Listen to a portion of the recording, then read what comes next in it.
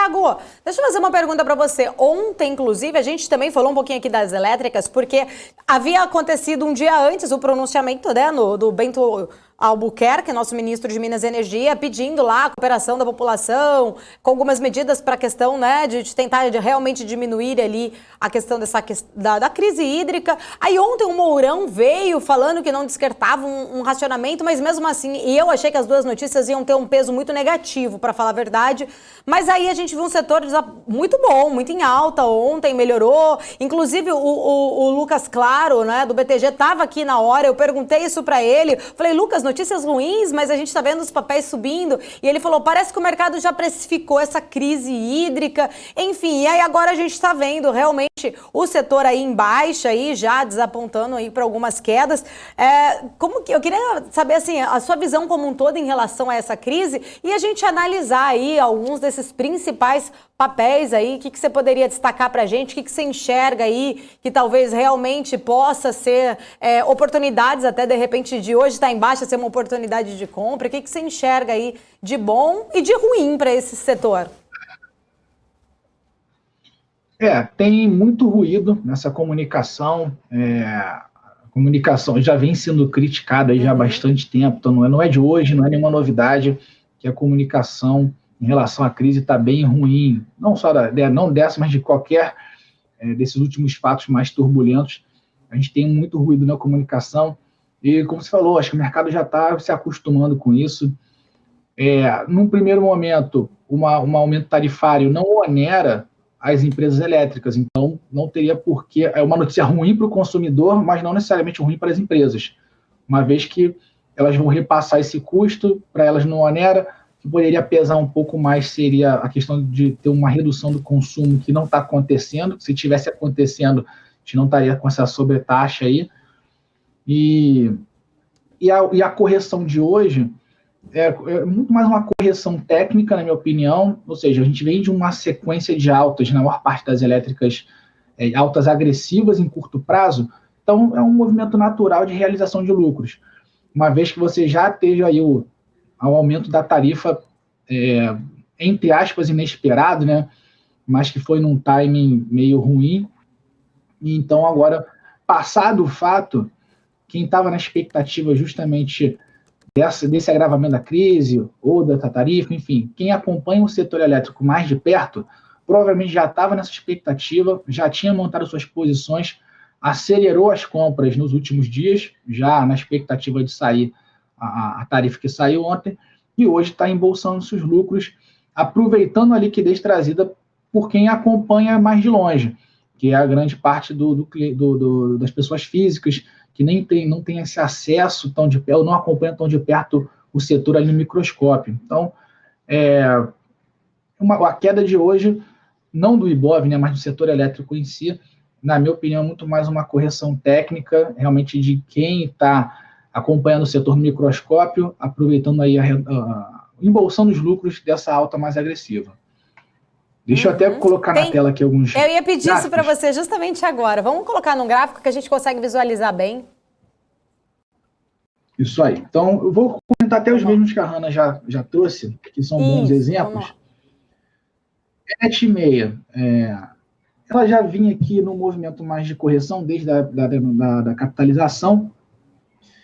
Aqui, ela foi uma das que reagiu menos recentemente, né? Ontem deu uma puxada boa para cima, ainda respeitou aqui o indicador técnico da média de 21 e hoje está devolvendo toda a alta.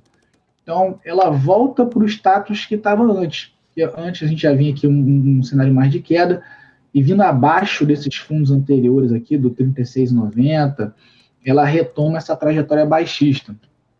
Pode ser até, talvez, refletindo em um pessimismo maior, ou uma expectativa maior de intervenção do governo, justamente na Eletrobras, onde ele ainda pode dar uma canetada maior, né?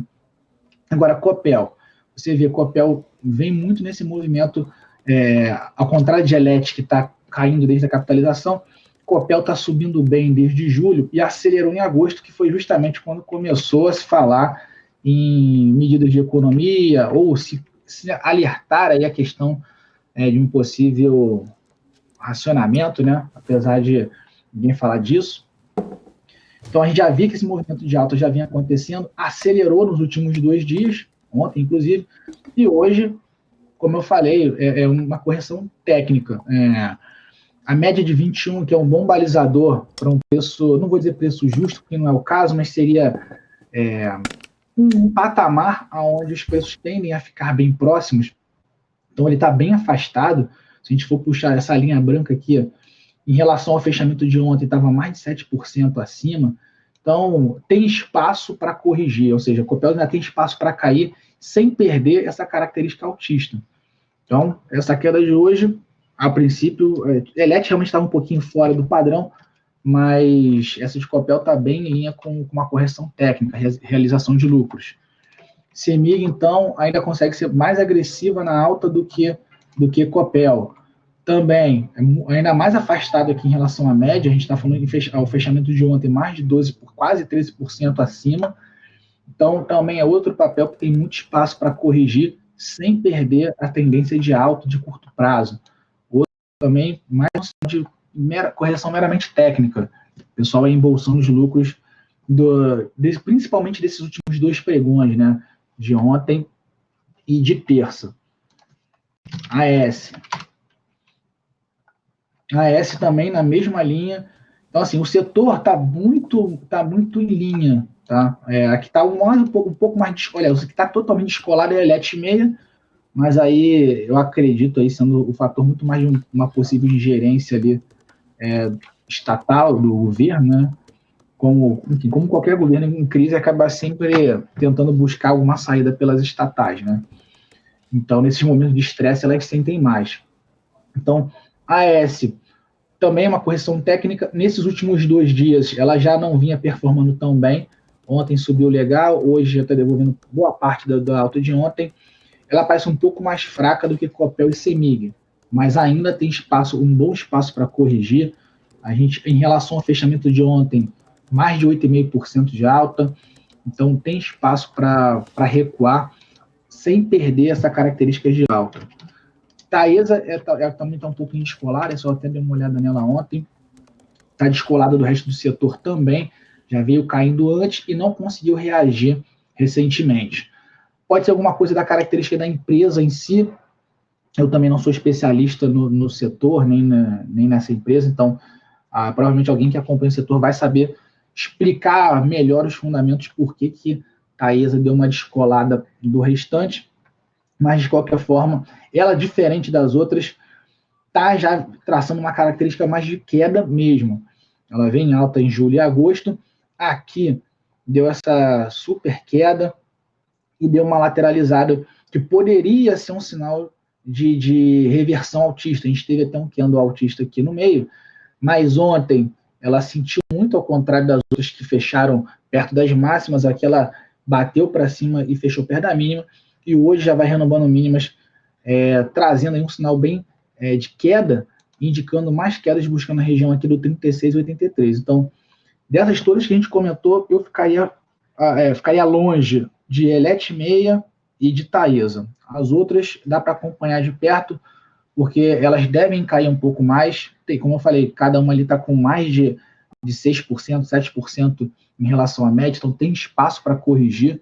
E podem, daqui a alguns pregões, talvez na semana que vem, ou final da semana que vem, podem começar a dar oportunidade de compra mais barato. E Taesa e Elet meia, por enquanto não, estão com uma sinalização bem baixistas, elas podem cair aí por mais um bom tempo antes de sinalizar uma virada positiva.